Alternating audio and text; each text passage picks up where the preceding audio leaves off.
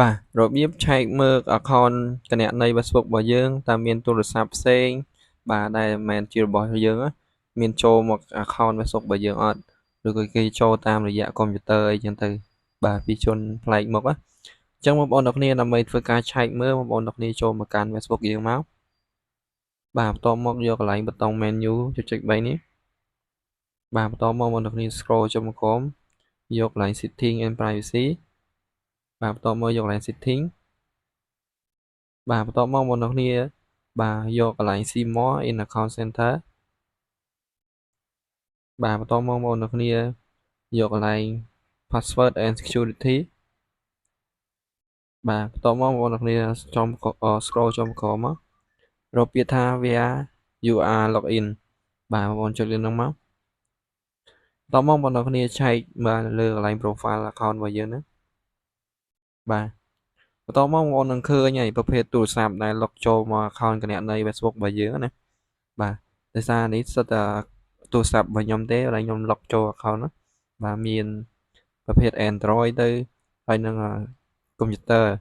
បាទនៅក្នុងនឹងទាំងអស់អញ្ចឹងបងប្អូនទាំងគ្នាធ្វើការឆែកមើលទៅបើសិនជាបាទមួយណាដែលមិនមែនជា account គណនីទូរស័ព្ទរបស់យើងដែលចូលមកប្លែកមុខហ្នឹងបងប្អូនអាចធ្វើការ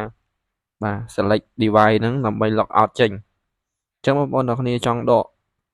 មួយណាចេញទៅthôiឥឡូវខ្ញុំ select លើ iPhone នេះចុះចុចលើហ្នឹងមកមានបងប្អូនចុចកន្លែងនេះខាងក្រោមនេះវាថា select device to log out បាទបន្ទាប់មកបងប្អូនទាំងគ្នាបើសិនជាបងប្អូនទាំងគ្នាគិតថាមិនមែនបងប្អូនទាំងគ្នាទេបងប្អូន select all មកលឿនអាហ្នឹងយើងចុចតែម្ដងទៅទាំងអស់ហ្មងបាទយើង select ចឹងមកអញ្ចឹងឥឡូវខ្ញុំសុំធ្វើឧទាហរណ៍មួយបាទខ្ញុំឧទាហរណ៍ខ្ញុំចង់ remove ទូរស័ព្ទនេះមួយចេញពី account គណនីរបស់ខ្ញុំអញ្ចឹងខ្ញុំចុចលើហ្នឹងមកបន្តមកបងប្អូនទាំងគ្នាយកកន្លែង log out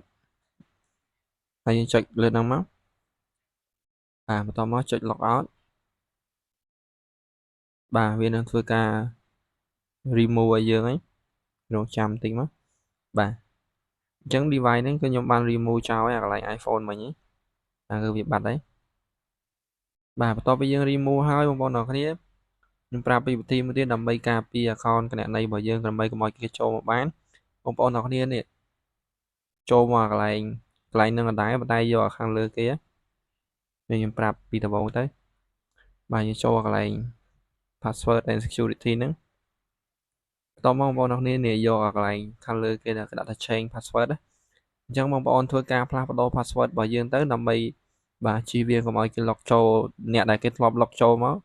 គេវាយ password របស់យើងមកចូលបានទៀតអញ្ចឹងបងប្អូនធ្វើការបដូរវាមកបាទយើងចុច account របស់យើងបាទបន្ទាប់មកកន្លែងនេះគឺយើងវាយ password ចាស់របស់យើងណាខាងលើហ្នឹងបងប្អូនទាំងគ្នាបំពេញលេខ password ចាស់របស់យើងមក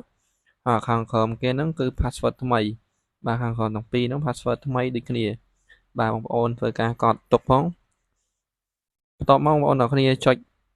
បាទ change password មកគឺវានឹងបានផ្លាស់ប្ដូរឲ្យយើងហើយអញ្ចឹងឥឡូវវីដេអូនេះក៏មានតែប៉ុណ្្នឹងទេបងប្អូនទាំងគ្នាជួបខ្ញុំនៅវីដេអូក្រោយទៀតអរគុណសូមជម្រាបលា